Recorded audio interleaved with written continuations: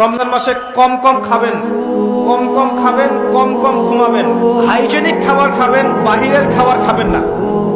বাহিরের যে খাবারগুলো আছে মুখরোচক, ইফতারে নিয়ে বসেছেন দুনিয়ার কিছু, আচ্ছা এই খাবারগুলো কি কোনোদিনও আপনি সন্ধ্যার সময় খান?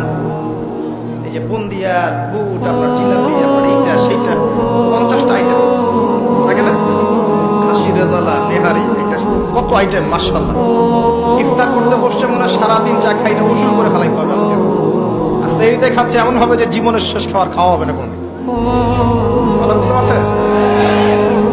জীবনেও তো সন্ধ্যার সময় এগুলো খাই না, আমরা খাই এগুলো। যে যত বেশি খাবে সে তত অসুস্থ হয়ে যাবে। নর্মাল খাবার খান, সিম্পল নর্মাল খাবার খান, বাইরের খাবার অ্যাভয়েড করেন, এগুলো আপনাকে অসুস্থ করে ফেলছে। ম্যানুফ্যাকচার খাবার বেশি খাইতে চায় না।